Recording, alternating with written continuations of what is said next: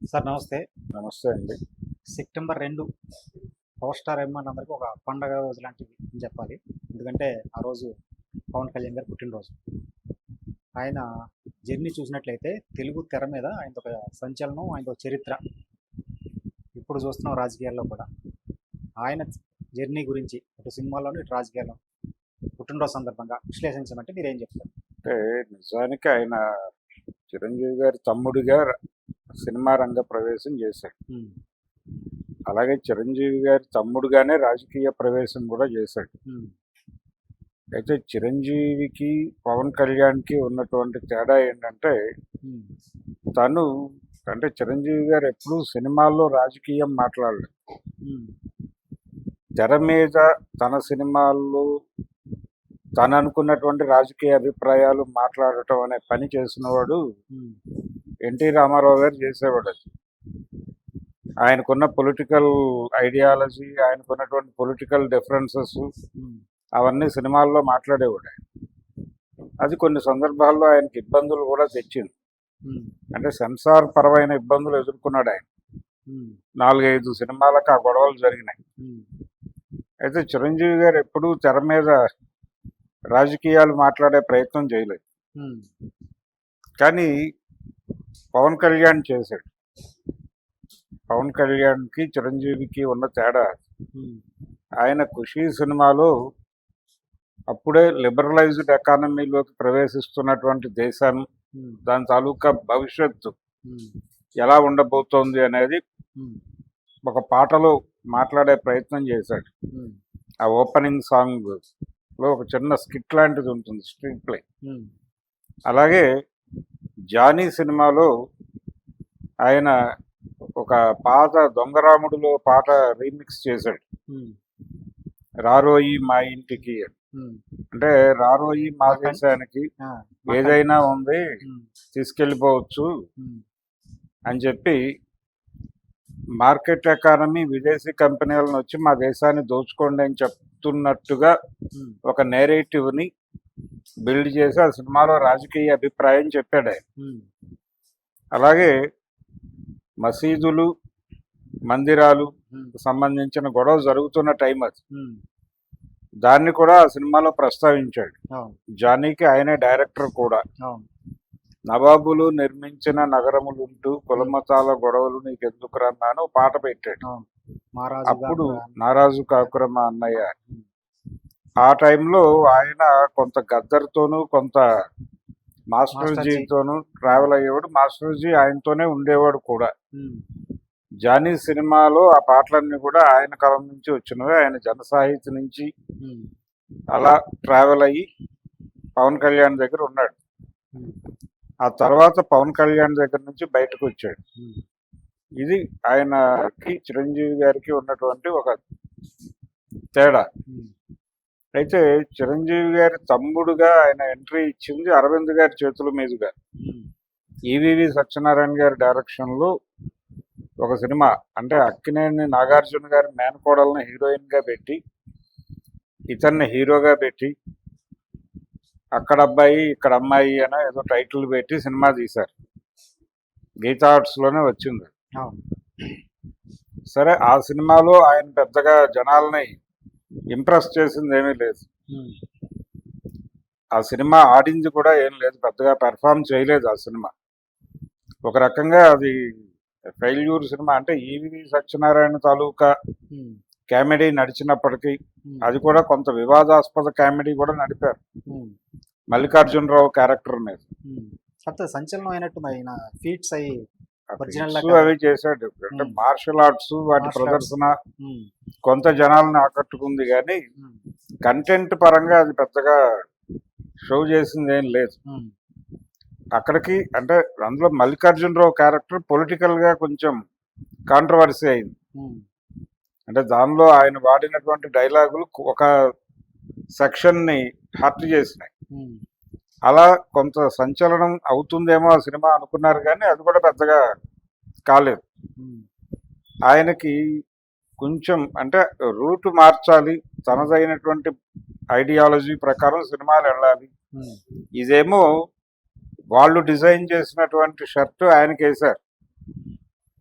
ఈవీవి సత్యనారాయణ, అల్లు అరవింద్ గారు కలిసి డిజైన్ చేసిన ఒక చొక్కాని ఉమ్, పవన్ కళ్యాణ్కి తొడిగి జనం ముందు నుంచోబెట్టే ప్రయత్నం ఆ సినిమా. ఓకే. అయితే తను కొంత చొరవ తీసుకుని ఇలా ఉంటే బాగుంటుంది, అలా ఉంటే బాగుంటుంది అనే ఒక డ్రైవ్ మొదలుపెట్టిన సినిమా అయితే తమ్ముడు అనుకోవచ్చు. ఉమ్, మధ్యలో గోకులంలో సీతాను సినిమా చేశారు. ఉమ్, అది కూడా హర్నాథ్ గారి పిల్లలు చేసిన సినిమా. అది ఆయన అల్లుడు ఉమ్, తీసిన సినిమా. తొలి ప్రేమ కూడా వాళ్ళే తీశారు. ఉమ్, ఆ ప్రయాణంలో తొలి ప్రేమలో కొంత కొత్త డైరెక్టర్ అవటం, ఉమ్, తను ఎలా పెర్ఫామ్ చేయాలో అనుకుంటున్నాడో, తన మనసులో హీరో ఎలా ఉండాలి ఉమ్, తెర మీద అనుకుంటున్నాడో దానికి కొంత అవకాశం దొరికింది అక్కడ. దాన్ని ప్రజెంట్ చేశాడు. అది జనాలకి కనెక్ట్ అయింది. ఉమ్, అది కొంత మేరకి. తమ్ముడికి వచ్చేసరికి ఆ డోస్ పెరిగింది. ఉమ్, అక్కడ కూడా కొత్త డైరెక్టర్, అంటే కొత్త డైరెక్టర్లతో ట్రావెల్లో తన్ని తాను ఎక్స్ప్రెస్ చేసుకోవడానికి, ఉమ్, తన బాణీలో తను ఎలా కనిపించాలని జనాలకి అనుకుంటున్నాడో అలా కనిపించడానికి ఉమ్, ఒక అవకాశము, తన సినిమా ఎలా ఉండాలని తను అనుకుంటున్నాడో ఉమ్, ఆ సినిమాని అలా డ్రైవ్ చేయడానికి అవకాశం దొరుకుతుంది ఉమ్, అనేది అర్థమైంది ఆయనకి ఆ 2 సినిమాల నుంచి. అక్కడి నుంచి ఆయన పెద్దగా తడబడింది లేదు. ఆ 2 సినిమాలు మంచి విజయాలు సాధించినాయి, ఉమ్, చాలా పెద్ద విజయాలు అందించినాయి. ఆ తర్వాత వచ్చినటువంటి అక్కడి నుంచి ఆయన కొత్త డైరెక్టర్లతోనే ట్రావెల్ కనిపిస్తుంది. అదేమో ముత్యాల సుబ్బయ్య గారు చేశాడు గోకులంలో సీత. అవును. ఆ తర్వాత ఆయన సీనియర్ డైరెక్టర్ల జోలికి వెళ్ళింది లేదు. ఆ, మధ్యలో కొంతమంది ప్రయత్నం చేసినప్పటికీ ఆయన ఉమ్, కొత్త డైరెక్టర్లతో వెళ్ళటానికే ఉత్సాహం చూపించాడు. ఆ ప్రయాణంలోనే బద్రి చేశాడు, పూరి జగన్నాథ్ మొదటి సినిమా. ఉమ్, అంతకన్నా ముందు తొలి ప్రేమ 4వ. అదే కరుణాకర్. తొలి ప్రేమ కూడా అదే కరుణాకర్. అక్కడ అవకాశం దొరకటం వల్లనే ఉమ్, తొలి ప్రేమ అవకాశము, తమ్ముడు అవకాశము, దాని నుంచి ఆయనకు అర్థమైన మేరకే కొత్త డైరెక్టర్తో వెళ్ళాలి ఉమ్, అనుకున్నప్పుడే బద్రి కమిట్ అయ్యాడు ఆయన. ఉమ్, నిజానికి ఆ ప్రొడ్యూసర్ చాలా సీనియర్. ఉమ్, ఆయన రామారావు గారితో సినిమాలు చేసిన ప్రొడ్యూసర్ త్రివిక్రమరావు గారు. అవును. జస్టిస్ చౌదరి ప్రొడ్యూసర్ ఆయన. అవును. చిరంజీవితో ట్రావెల్ ఉంది ఆయనకి. ఉమ్, కొండవీటి దొంగ ఇవన్నీ, ఉమ్, గూఢచారి #1 ఆ సినిమాలు తీశాడు ఆయన. చిరంజీవితోనూ బాలకృష్ణతోనూ పెద్ద హిట్లు తీశాడు. ఉమ్, బొబ్బిలి సింహం సినిమా ఆ బ్యానర్లో వచ్చింది. ఉమ్, ఆ బ్యానర్లో ఆయన జనరల్గా కోదండరామిరెడ్డి, రాఘవేంద్రరావు ఆ లెవెల్లో వెళ్తాడు. ఉమ్, కానీ అలా కాదు, కొత్త డైరెక్టర్తోనే వెళితే బాగుంటుంది అని పూరి జగన్నాథ్ వైపుకి ఉమ్, ఆయన్ని కొంత టర్న్ చేసి తీసిన సినిమా. ఉమ్, సరే, అది కూడా బాగానే కనెక్ట్ అయింది జనాలకి. ఉమ్, ఆ తరువాత రేంజ్ పెరిగి ఖుషి చేశాడు ఆయన, ఎస్జే సూర్య డైరెక్షన్. అది తమిళ సినిమాకి తెలుగు సినిమాకి చాలా వేరియేషన్ కనిపిస్తుంది. ఉమ్, తెలుగు సినిమా నడకకి సూర్యతో ఈయన కలిసి ప్రయాణించడం అనేది కొంత దోహదపడింది. ఉమ్, అక్కడి నుంచి జానీ కొంత ఇబ్బంది పెట్టడం సినిమా కెరియర్ పరంగా, ఉమ్, అది కొంచెం వెనక్కి లాగింది. పవన్ కళ్యాణ్ ఇంకా అయిపోయింది ఆల్మోస్ట్, ఆయన ఇండస్ట్రీని ఏలేస్తున్నాడు అనే వాతావరణం. అంటే అదే టైంలో దీనికి ప్యారలల్గా తేజ సినిమాలు ఆడేది. ఉమ్, అంటే వీళ్ళిద్దరిని పెట్టి ఒక పత్రిక వ్యాసం రాసింది. వీళ్ళ సినిమాల్లో ఏముంది, ఎందుకు జనాలు వీళ్ళు వెంట పడుతున్నారు అని.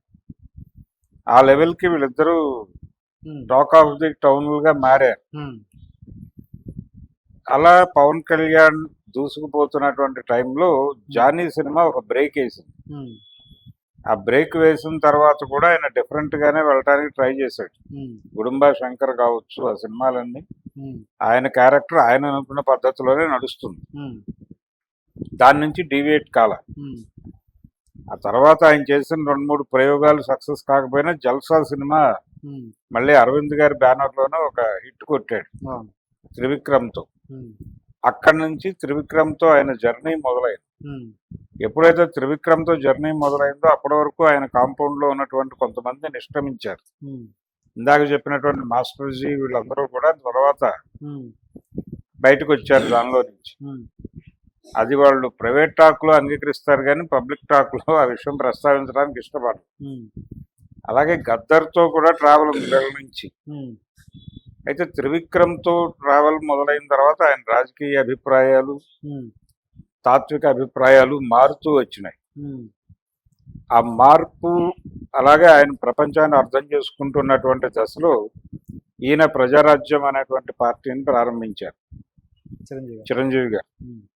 దానిలో యువరాజ్యం అని ఒక సపరేట్. పార్ట్, ఉమ్. ఒక డివిజన్ ఉమ్. పెట్టి దానికి ఇన్ఛార్జిగా ఆయన్ని ప్రకటించారు.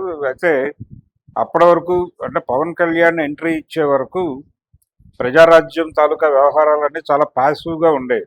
ఉమ్. అంటే ఆయన ఓపెనింగ్ స్పీచే జనాల్ని పెద్దగా ఆకట్టుకోలేదు నిజానికి. ఉమ్. చిరంజీవి గారి తిరుపతిలో. తిరుపతి కాదండి, అసలు ముందు ఇక్కడ ప్రెస్ మీట్ పెట్టాడు, ఇక్కడ పార్టీ ఆఫీస్ పెట్టి ఓకే. దాసనారాయణరావు గారి ఇంటికి ముందు అవును. ఓ పార్టీ ఆఫీస్ పెట్టి దానిలో మొదటిసారి నేను రాజకీయాల్లోకి వస్తున్నానని ప్రకటించాడు. ఉమ్. పార్టీ పేరు తిరుపతిలో చెప్తానని చెప్పింది కూడా అక్కడే. ఓకే. నిజానికి ఆ ప్రెస్ మీట్ లో ఆయన ఓపెనింగ్ వాక్యం తెలుగు నటులు రాజకీయాల్లో అద్భుత విజయాలు సాధించవచ్చు అని ఒక మార్గాన్ని చూపించినటువంటి రామారావు గారికి ఉమ్. వందనాలు అంటూ మొదలుపెట్టి చంద్రబాబుని రాజశేఖర్ రెడ్డిని ఇద్దరిని పొగడ్తల్లో ముంచెత్తి ఉమ్. నేను రాజకీయాల్లోకి వస్తున్నానని చెప్పాడు. అది జనాలకు పెద్దగా నచ్చలేదా? ఇంట్రెస్టింగ్ గా అనిపించలేదు. అంటే ఇప్పుడు ఎన్టీఆర్ పొలిటికల్ ఎంట్రీ ఇస్తూనే ఉమ్. తెలుగువాడి ఆత్మగౌరవం ఢిల్లీ నడివీధుల్లో అమ్మేస్తున్నారు, ఉమ్. ఎయిర్పోర్టుల్లో ముఖ్యమంత్రులతో బూట్లేసులు కట్టించుకుంటున్నటువంటి నాయకులు ఉన్నారు అక్కడ, ఉమ్. ఇలా మాట్లాడేవాడు. అందుకని నేను పార్టీ పెడుతున్నాను, ఇది పేదవాడి చెమట నుంచి పుట్టిన పార్టీ, ఇలాంటివన్నీ ఉమ్. చాలా అగ్రెసివ్గా డ్రామాటిక్గా మాట్లాడే ఉంటాయి. ఉమ్. అది అట్రాక్ట్ చేసింది జనాలకు ఒక మూడ్ క్రియేట్ చేయగలిగాడు. కుక్కమూతి పిందెలు అనేవాడు కాంగ్రెస్ పార్టీ నాయకుడు. ఉమ్. అలా దుష్టకాంగి, నికృష్ట సంస్కృతి ఇలాంటివన్నీ మాట్లాడేవాడు. ఉమ్. ఈ టార్గెట్ చేసి శత్రువుని టార్గెట్ చేసి వీడు మన శత్రువు, ఉమ్. వీడిని ఓడించడానికి నేను వచ్చాను, ఉమ్. మీరందరూ నాతో కలవండి ఉమ్. అని ఒక ప్రోగ్రామ్ ఇచ్చాడు. ఆయన ఎంటర్ అవటమే ఉమ్. జనాలు ఆయనతో పాటు ట్రావెల్ అయ్యారు. ఉమ్. 9 నెలల్లో ఆయన తీసుకెళ్లి అక్కడ కూర్చోబెట్టారు, అయిపోయింది ప్రోగ్రామ్. ఉమ్. ఇక్కడ ఇది మిస్ అయిందా? చిరంజీవి గారు ఆ ప్రోగ్రామ్ ఇవ్వాలి జనాలకి. ఉమ్. ఆ ప్రోగ్రామ్ ఇవ్వలేదు, ఇది ప్యాసివ్ గా నడుస్తోంది. ఈయన చాలా స్మూత్ గా మాట్లాడేవాడు, ఆయన పక్కన ఉన్నటువంటి వాళ్ళు కూడా అలాగే అదే ధోరణిలో వెళ్ళేవాళ్ళు. కొంచెం అంటే రొటీన్ పొలిటికల్ స్టైల్కి భిన్నంగా పెడుతున్నాం అనే దానిలో ఉండేవాడు. ఉమ్. అయితే దీన్ని బ్రేక్ చేసిన వాడు పవన్ కళ్యాణ్. ఉమ్. ఎవరు పడితే వాళ్ళు ఎలా పడితే అలా రాజకీయం చేస్తున్నారు, పంచలు వరదీసి పరిగెట్టిస్తాం ఉమ్. కాంగ్రెస్ వాళ్ళని అని కాంగ్రెస్ వాళ్ళకు ఒక వార్నింగ్ ఇవ్వడం ద్వారా ఉమ్. ఊపు తీసుకొచ్చాడా? ఒక సెన్సేషన్ క్రియేట్ చేశాడు. పొలిటికల్ ఏరియాలో కొంచెం ఉమ్. ప్రజారాజ్యానికి ఒక ఇది వచ్చింది. తర్వాత చిరంజీవి గారు కూడా దాన్ని అందుకున్నాడు. ఉమ్. అందుకుని ఎన్నికల ప్రచారం నాటికి ఆయన రెడీ అయ్యాడు, ఉమ్. ప్రిపేర్ అయ్యాడు. అంటే ప్రతి నియోజకవర్గంలోనూ అక్కడ ఇష్యూస్ తీసుకుని మాట్లాడటం, ఉమ్. ఈ కార్యక్రమంలోకి వచ్చి కొంచెం స్ట్రైట్ గా శత్రువు బలానా ఉమ్. మేము ఇది చేయబోతున్నాం, ఈ సామాజిక తెలంగాణ, ఉమ్. వెనకబడిన కులాలకి ప్రాతినిధ్యము, కత్తి పద్మారావు గారు లాంటి వాళ్ళని పక్కన పెట్టుకోవడం, ఉమ్. ఈ ప్రోగ్రామ్ అంతా డిజైన్ అయింది. ఉమ్. ఈ వ్యవహారాల వెనక పవన్ కళ్యాణ్ తాలూకా ప్రభావం ఉంది. ఉమ్. ఆ తర్వాత ఎన్నికలు రిజల్ట్, అది రిజల్ట్ 18 స్థానాలకు పడిపోవడం, ఆ పార్టీ పడిపోవడం కాదు, యాక్చువల్గా వాళ్ళు అచీవ్ చేసింది 18, అంటే 150 స్థానాలు వస్తాయని అనుకున్నాడు ఆయన. ఉమ్. అంటే ఆ ఫలితాలు వెలువడిన తర్వాత ఆయన ప్రెస్ మీట్ పెట్టాడు పార్టీ ఆఫీస్లో, అవును. పెట్టి చాలా థ్యాంక్స్. గౌరవప్రదంగా మాట్లాడాడు. ఉమ్. అవును. చిరంజీవి గారు ఎవరిని కించపరచ- ఆయన బాధపడటమో ప్రపంచాన్ని ఇబ్బంది పెట్టడమో కాకుండా ఉమ్. 150 స్థానాలు వస్తాయని అనుకున్నాను నేను, ఉమ్. కానీ ప్రజలు మాకు 18 స్థానాలే ఇచ్చారు. ఉమ్. దీనికి నేను బాధపడటమో గాయపడటమో అవలేదు. ఉమ్. ప్రజాభిప్రాయాన్ని శిరోధార్యంగా భావిస్తున్నాను, ఇలాగే ముందుకెళ్తాను. ఉమ్. ఏదో ఒక రోజున నేను అనుకున్న టార్గెట్ వాళ్ళు ఇస్తారని అనుకుంటున్నాను అని మాట్లాడేట. ఉమ్. అలా ప్రజారాజ్యం అనేటువంటి పార్టీని తర్వాత ఆయన నెమ్మదిగా కాంగ్రెస్ పార్టీలోకి మెర్జ్ చేశారు. మెర్జ్ చేయటం, కేంద్ర మంత్రి పదవి, ఉమ్. రాజ్యసభ సభ్యత్వం, ఇక్కడ ఎమ్మెల్యే పదవి వదిలేయటం. ఉమ్. ఆయన 2 చోట్ల కంటెస్ట్ చేసి ఒక చోట గెలిచి ఒక చోట ఓడిపోయాడు. అవును. తిరుపతిలో గెలిచి ఆయన సొంత నియోజకవర్గంలో ఓడిపోయాడు. ఉమ్. ఇలా ఆయన మెర్జ్ చేయటం టైంలో పవన్ కళ్యాణ్ కొంత చిరంజీవికి దూరం అయ్యాడు అనేటువంటి వార్తలు వినిపించినాయి. ఉమ్. ముఖ్యంగా ఇప్పుడు పేరు మార్చుకున్నటువంటి సాయి ధరమ్ తేజ్ సినిమా ఓపెనింగ్కి సంబంధించి ఆ ఫంక్షన్లో చిరంజీవి గారు అక్కడ క్లాప్ కొడుతుంటే ఈయన దూరంగా కూర్చోవటం, ఆ మెట్ల మీద ఇటు తిరిగి కూర్చున్నాడు. ఈ ఫొటోస్ బయటకు వచ్చింది. అంటే వాళ్ళిద్దరి మధ్య ఏదో గ్యాప్ ఉంది, కారణం రాజకీయమే. అంటే ప్రజారాజ్యం పార్టీని అలా కాంగ్రెస్లో మెర్జ్ చేయటం అతనికి ఇష్టం లేదు, దాన్ని అలాగే ఉండాల్సిందని అతని ఫీలింగు అనేది అతను మాట్లాడలేదు కానీ బయటకు వచ్చింది. అలా నడిచిన తర్వాత ఆయన ఈలోపు ఆయనకి పెద్ద హిట్స్ పడ్డాయి. గబ్బర్ సింగ్ అంటే పంజా సినిమా టైంలో ఆయన కొంత డిప్రెస్ అయ్యాడు. ఆ సినిమా రిజల్ట్ చాలా తేడా అయింది. ఈ డిప్రెషన్లో నుంచి బయటకు తీసుకొచ్చిన సినిమా అంటే మధ్యలో రత్నం గారికి చేసిన సినిమాలు కూడా పెద్దగా వర్కౌట్ అవ్వలేదు. బంగారం ఇలాంటి సినిమాలు చేశాడు, అవి వర్కౌట్ అవ్వలేదు. ఈ డిప్రెసివ్ మూడ్లో నుంచి బయటకు తీసుకొచ్చిన సినిమా గబ్బర్ సింగ్. గబ్బర్ సింగ్ తర్వాత మళ్ళీ అత్తారింటికి దారేది, ఇలా ఒకదాన్ని మించి ఒకటి హిట్ కొట్టడం. అజ్ఞాతవాసి కొంత డిసప్పాయింట్ చేసినప్పటికీ కమర్షియల్గా అది ఫెయిల్యూర్ సినిమా అని అనలేము. అంటే పెద్ద వసూళ్లే సాధించింది. పవన్ కళ్యాణ్కి ఒక కల్ట్ ఫ్యాన్స్ ఉన్నారు. అంటే ఆయన మొదటి సినిమా ఇబ్బంది పెట్టిన దగ్గర నుంచి తీసుకున్న టర్ను ఆయనకంటూ ఒక కొత్త అభిమానుల్ని ఏర్పాటు చేసుకోవడంగా మొదలైంది. ఆ జనరేషన్ యూత్కి కనెక్ట్ అవుతూ వచ్చాడు ఆయన. అది కూడా దిగువ శ్రేణి, దిగువ తరగతి జనాల్ని ఆయన బాగా పట్టుకోగలిగాడు. అది ఆయనకు ఉపయోగపడింది. వీళ్ళందరూ కల్ట్ ఫ్యాన్స్గా మారిపోయారు. ఈ కల్ట్ ఫ్యాన్స్గా మారిపోవటం అనేది ఖచ్చితంగా ఆయన సినిమాల విడుదల సందర్భంగా దాని ప్రభావం చూపిస్తూనే ఉంది ప్రతిసారి, మొన్న వచ్చిన హరిహర వీరమల్లుతో సహా. అందుకని ఆయన అజ్ఞాతవాసి సినిమా ఫెయిల్ అయింది కానీ జనాలని ఆకట్టుకోవడంలో ఫెయిల్ అయింది, కానీ కమర్షియల్గా అది హిట్ సినిమా కింద లెక్క వస్తుంది. ఎందుకంటే పెద్ద నెంబరే క్రియేట్ చేసింది. ఆ తర్వాత ఆయన ప్రయాణం కూడా సక్సెస్ఫుల్గానే నడుస్తున్నటువంటి టైంలో ఆయన ఒక టర్న్ రాజకీయ పార్టీ పెడతాను అని మాట్లాడటం, అలాగే ఈ గబ్బర్ సింగ్ టైటిల్ని రిపీట్ చేస్తూ ఇంకో సినిమా తీశాడు ఆయన బాబీ డైరెక్షన్, సర్దార్ గబ్బర్ సింగ్. దానిలో కొంత రాజకీయాలు మాట్లాడే ప్రయత్నం చేశాడు. అంటే మేము ఎప్పుడు కాపలాకేనా, అధికారానికి పనికిరామా, ఇలాంటి మాటలు కొన్ని దొరికాయి. అది ఒక లీడ్గా తీసుకుని అక్కడి నుంచి ఆయన రాజకీయాలు పొలిటికల్ పార్టీ పెడుతున్నాడు అనే ప్రచారం, ఆ నేపథ్యంలో ఆయన పొలిటికల్ పార్టీ పెట్టడము అలా వెళ్ళింది. ఆయన జనసేన పెట్టిన తర్వాత పొలిటికల్గా బిజీ అవుతూ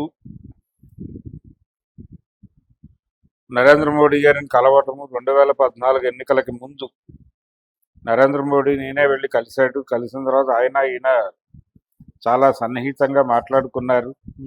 నిజానికి ఈయన పొలిటికల్ పార్టీ పెడుతున్నాను అన్నప్పుడు ఇక్కడే అనౌన్స్ చేశాడు. అది ఆ అనౌన్స్ చేసిన పద్ధతి ఇదంతా చూస్తే ఆయన ఏదో కొంచెం లెఫ్ట్తో సన్నిహితంగా వెళతాడు అని అనుకున్నారు, కానీ తీరా ఎన్నికల ప్రకటన వచ్చేసిన తర్వాత ఆయన కొంత రైట్కి తిరిగాడు. రైట్కి తిరిగి నరేంద్ర మోడీని కలవటం, తెలుగుదేశం పార్టీ, బీజేపీ అప్పటికి అలయన్స్ ప్రకటించటము, ఆ అలయన్స్ తన మద్దతు ఉంటుందని చెప్పి వాళ్ళ తరఫున తన ఎన్నికల ప్రచారం చేయటం, అభ్యర్థులను నిలబెట్టలేదు. ఆ గెలుపులో తన భాగస్వామ్యం ఉండేటట్టుగా చూసుకుని ఆయన ప్రజల తరఫున అప్పుడప్పుడు ఇక్కడ నుంచి స్పెషల్ ఫ్లైట్లో వెళ్ళి చంద్రబాబు గారితో మాట్లాడి వచ్చేవాడు. ఈ లోపు ఆయన సినిమాలు చేసుకున్నాడు. వకీల్ సాబా, మరొకట, ఆ ప్రయాణం నడుస్తూనే ఉంది. ఇది నడుస్తున్న టైంలో 19 ఎన్నికలకి ముందు ఆయన అక్కడి నుంచి విడిపోయాడు. ఆ కూటమి నుంచి బయటకు వచ్చేసి ఇండివిజువల్గా ఆయన కేంద్ర రాష్ట్ర ప్రభుత్వాలను టార్గెట్ చేస్తూ విమర్శలు మొదలుపెట్టాడు. దీని మీద కూడా ఒక ప్రచారం జరిగింది. అంటే చంద్రబాబు నాయుడు గారు తెలివిగా ఈయన్ని బయటకు పంపించి ప్రభుత్వ వ్యతిరేక ఓటును చేల్చడం కోసం పవన్ కళ్యాణ్తో ఒక శిబిరాన్ని ఏర్పాటు చేశాడు. ఇది చంద్రబాబు డిజైన్లో భాగంగానే ఆయన లెఫ్ట్తో కలిసి 2019 ఎన్నికల్లో పోటీ చేశాడు అనేది ఒక చర్చ ఉంది జనాల్లో. అందులో నిజాలు ఎంత అనేది తెలియదు, కానీ లెఫ్ట్తో అయితే ఆయన ట్రావెల్ జరిగింది. ఓకే. ఆయన లెఫ్ట్ నుంచి రైట్కి తిరిగి మళ్ళీ లెఫ్ట్కి తిరిగి, అంటే ఈ కుదురు లేని తనం రాజకీయాల్లో మళ్ళీ 2019 ఓటమి తర్వాత ఇమ్మీడియట్గా మళ్ళీ రైట్కి తిరిగాడు. 2024 ఎన్నికల్లో మళ్ళీ 2014 నాటి మిత్రులతోనే కలిసి ఎన్నికల్లో పోటీ చేసి విజయం సాధించాడు. అంటే ఆ రోజున పవన్ నుండి విజయం సాధించాడు, ఈ రోజున పవన్ నుండి విజయం సాధించాడు. ఆ మధ్యలో ఎన్నికలు 2019 ఎన్నికల్లో ఓడిపోయే టైంలో ఇతను లేడు. ఇతను లేకపోవడం వల్ల గెలవలేదు, ఉంటే గెలిచేవాళ్ళు, ఇలాంటి సిద్ధాంతాలు చెప్పేవాళ్ళు కూడా ఉన్నారు. ఇవన్నీ కాదు కానీ ఆయన కెరియర్లో, ఆయన పొలిటికల్ జర్నీలో ఇన్కన్సిస్టెన్సీ కనిపిస్తుంది, అంటే కుదురులేని తనం కనిపిస్తుంది. దీన్ని పదే పదే రామ్ గోపాల్ వర్మ గారు ప్రస్తావించేవాడు. చివరికి ఆయన ఒక సినిమా కూడా తీశాడు, ఈయన మీద ఒక ఓటీటీ సినిమా తీశాడు. ఇలా కాదు రాజకీయం అని చెప్పి ఆయనే స్ట్రైట్ గా నటించి పవన్ కళ్యాణ్ లాంటి పాత్ర ఒకటి పెట్టి తను ఆ క్యారెక్టర్తో ఇంటరాక్ట్ అవడమే సెకండ్ హాఫ్ అంతా. అలా ఆయన ఏదో జ్ఞాన ప్రసరణ చేద్దామనే ప్రయత్నం చేశాడు, కానీ పవన్ కళ్యాణ్ తన పద్ధతిలోనే తాను వెళ్ళాడు. ఈసారి అంటే మొదటి నుంచి కూడా జగన్ని తన శత్రువుగా చెప్పుకుంటూనే వచ్చాడు. ప్రతి సందర్భంలో, ప్రతి ఎన్నికలో ఆయన మిత్రులు మారారు కానీ శత్రువు మారలేదు. ఆయన ఒకసారి లెఫ్ట్తోనూ ఒకసారి బీజేపీతోనూ ప్రయాణించినప్పటికీ ఆయన బహిరంగంగా చెప్పుకునే శత్రువు మాత్రం జగనే. 2014 ఆయనే, 19 ఆయనే, 24లోనూ ఆయన. ఆ విషయంలో ఆయన కన్సిస్టెంట్ గానే ఉన్నాడు, ఇన్కన్సిస్టెన్సీ లేదు. ఎవరితో కలవాలి అనే దగ్గర ఈ రాజకీయ కుదురులేని తనం కనిపిస్తుంది. అదొక విచిత్రం ఆయన పొలిటికల్ జర్నీ. అలా ఇప్పుడు హిట్ కొట్టాడు, ఆయన రాజకీయంగా హిట్ కొట్టాడు. అయితే ఆయనతో ట్రావెల్ అవుతూ 5 సంవత్సరాల పాటు పట్టినటువంటి హరిహర విరమలు రిలీజ్ అయ్యి కొంత నిరుత్సాహపరిచింది. దానికి పార్ట్ 2 ఉంటుందా ఉండదా అనేది ఒక సస్పెన్స్. ఈ గందరగోళం మధ్య ఇప్పుడు ఓజీ అనే సినిమా రిలీజ్కి రెడీ అవుతోంది. అలాగే ఉస్తాద్ భగత్ సింగ్ అనే సినిమా ఒకటి రెడీ అయింది. నిజానికి ఉస్తాద్ భగత్ సింగ్ అనేది ఎన్నికల కంటే ముందే వస్తుంది. అందులో చాలా పొలిటికల్ కంటెంట్ ఉంది. అంటే ఎన్నికలకు ఉపయోగపడే సినిమాగా ఒక సినిమా రిలీజ్ చేయడం అనేది పొలిటికల్గా ఉన్నటువంటి హీరోలు అందరూ చేశారు. నిజానికి నా దేశం సినిమాలో కూడా ఒరిజినల్ అది లావారీస్ అడాప్షన్ అయినప్పటికీ ఈ సినిమాలో వాంటెడ్గా క్యారెక్టర్తో చాలా రాజకీయాలు మాట్లాడించారు, ఎన్టీఆర్ క్యారెక్టర్తో. అందులో భాగంగానే జనాలకి ఎన్నికల ప్రచారానికి ఉపయోగపడటం కోసం చేశారు ఆ సినిమా. ఆయన వెళ్ళలేని ప్రాంతాలకు ఆ సినిమా వెళ్ళి ఆయన మాట్లాడాల్సిన విషయాలు మాట్లాడేది. అంటే 35 ఏళ్లని రాజకీయాన్ని నేను 3 నెలల్లో అవపోసన పట్టాను లాంటి డైలాగులు ఉంటాయి. అలాగే ఇందిరాగాంధీని టార్గెట్ చేస్తూ ఒక పాట పెట్టారు దాంట్లో, కోడి గొంతు నొక్కి తొలి పొద్దునాపలేవేలే, డబ్బులున్న బొమ్మ నీ డాబులింక చల్లవే. ఇలా అంటే ఆయన వెళ్ళలేని ప్రాంతాలకు ఆయన పొలిటికల్ ఐడియాలజీని పట్టుకెళ్ళడం కోసం ఆ సినిమాని అలా డిజైన్ చేశారు. అలాంటి సినిమా ఉస్తాద్ భగత్ సింగ్ గా వస్తుంది ఎన్నికలకు ముందు అని అనుకున్నారు, కానీ అది కూడా జరగలేదు. అది వాయిదా పడి ఫైనల్ గా ఇప్పుడు కంక్లూడింగ్ స్టేజ్ లో ఉంది. ఓజీ రిలీజ్ డేట్ వచ్చేసింది, ఉస్తాద్ భగత్ సింగ్ కంక్లూడింగ్ దశలో ఉంది.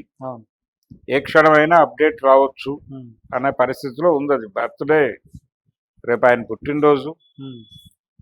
మొన్నే ఆయన పార్టీని ఒక డైరెక్షన్ లో పెట్టడం కోసం, అంటే నిర్మాణం మీద శ్రద్ధ లేదు పవన్ కళ్యాణ్కి, ఆ పార్టీకి నిర్మాణం లేదు, అలాగే కొన్ని పాకెట్స్కే పరిమితమైంది పార్టీ, చాలా ఏరియాలు వదిలేసి నడుస్తోంది అనేటువంటి విమర్శలకు చెక్ పెట్టడానికి దాన్ని కొంచెం రాయలసీమ జిల్లాలకి అలాగే నెల్లూరు ప్రకాశం జిల్లాలకి విస్తరించడం కోసం నిర్మాణాన్ని పటిష్టపరుచుకుని కార్యకర్తల్లో మానసిక స్థైర్యాన్ని నిలబెట్టడానికి, అలాగే ఎమ్మెల్యేలుగా గెలిచిన వారిని వాళ్ళకి పరాకు చెప్పడంతో పాటు ఒక వార్నింగ్ ఇచ్చి వచ్చే ఎన్నికలకి జాగ్రత్తగా ప్రిపేర్ అవ్వండి, లేకపోతే అభ్యర్థుల్ని మార్చాల్సి ఉంటుంది అనే వార్నింగ్ ఇవ్వటానికి ఒక 3 రోజుల సమావేశాలు జరిపాయి.